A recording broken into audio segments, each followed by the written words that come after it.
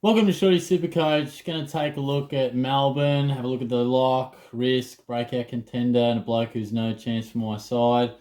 I'm starting to get through these club by club previews. If you haven't caught up with them, I've got a playlist where you can just whack that on and just watch them all at once. I'm glad I didn't do the Melbourne one the other day. I was going to do it before work, but just didn't get a chance. And then I see Benny Brown, who I was going to talk about, looks like he's going to miss round one. So that'll probably have a few people changing up a little bit of movement in their forward line.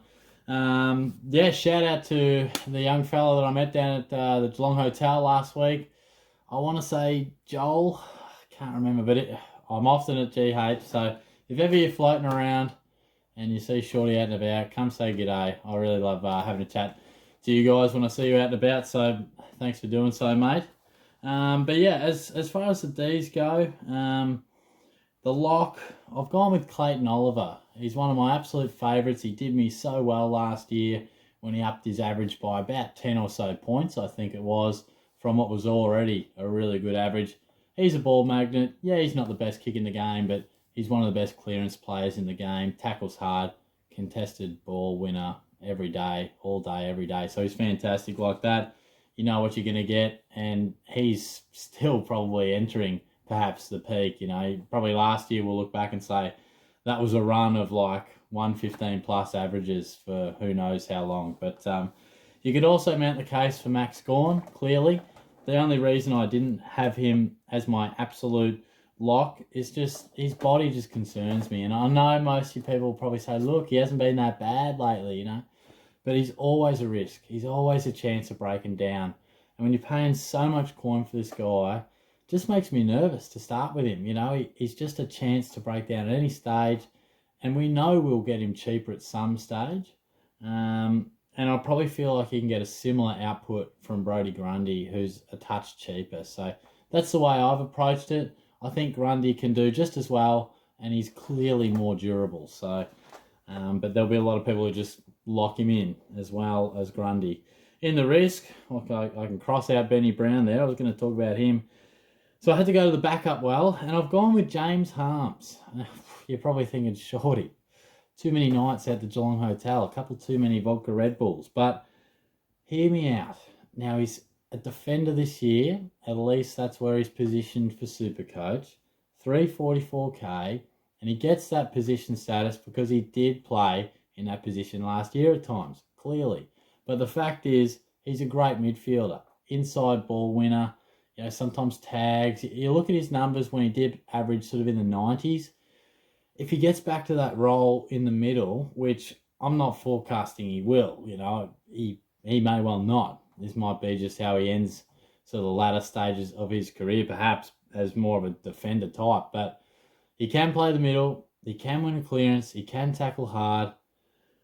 It'd be a massive risk. I certainly wouldn't. 344k, it's about as awkward as you're going to find. But hey, maybe there's someone out there that's been watching Melbourne training and says, nah, he's back in the midfield group, there's opportunity.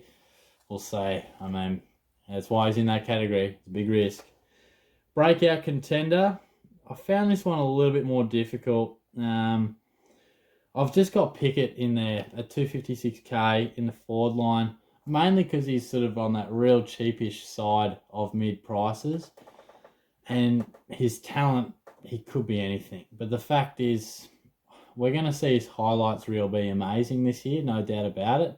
But will there be quantity with that quality? I'm not sure if he's got that consistent output where he can continually sort of find enough of the ball to score well. But look, from that price range, if you really love him, and apparently he's just an insane excitement machine. Like, we hear this a lot, but apparently he's just got tricks galore. And we saw a little bit of it last year.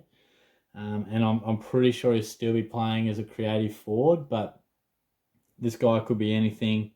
I wouldn't endorse picking him. I wouldn't imagine a huge breakout, but his numbers, I'm sure, will go up, and he is on the cheaper side of things. So maybe there's people out there who go, well, Benny Brown, see you later. I'll just bring in your teammate, but it's not something I would advise. And I just want to throw in Luke Jackson, and not really for this year. I just wanted to talk about him. This bloke, he's going to be a superstar. I tell you what, if Max Gawn, say in 2 weeks, Max Gawn goes down, he's out for 10 weeks. I seriously would consider Luke Jackson. I think when he gets a shot at the number 1 ruck role, yeah, he's pretty raw. Yeah, he's still fairly skinny, but I reckon 2023 or something like that, I reckon we'll be talking about Jackson as a genuine premium option. And at that price right now, if Gawn's not there, he could be anything. But I just wanted to put him out there. I think he's such an exciting prospect. No chance for my side. It's a bloke who continues to haunt me, Christian Petrarca. I pumped him up, and I know I've said it 1,000 times. I pumped him up year after year for like 3 or 4 years, and the year I don't pick him, he explodes. And that's the same thing I fear for Isaac Heaney. Don't get me started on that. But I just think, on a serious note, I genuinely don't think he can pick him. Just because there's always a massive concern when you see a guy break out into premium status through the middle, and they're just super expensive. Like, he's top end, and will he back it up? I don't know. Probably. I think he's a superstar, but there's far more reliable guys who have done the exact same numbers, but for like 3 or 4 years. You know, if he averaged like 107, 108 or something like that, I'd probably say, yeah, do it. Like, you know, he's a pretty good option around that price, you know, got some upside. But look, Petrarca, how much further can you go up from there? I mean, I know you can, but the odds say he dips, and the really big risk is that teams study him a bit more. He gets a bit more attention with the taggers. You know, that maybe last year was just when he was hot as hot gets. You know, maybe we look back and say that's his best ever year. I'm not saying he can't reproduce it, but what I am saying is when I pay that sort of money, I want to know that they've done it multiple years, at least a couple. So that's the only reason, and at least for me, you know, I've got Oliver and Petrarca. I don't know, I just didn't want to start with both, particularly in the middle. Obviously, he loses his forward eligibility this year, so let me know what you think. If you've got a couple of Ds that you like the look of that I haven't mentioned, feel free to let me know. And I'm not sure I'll be putting out my team at some stage too.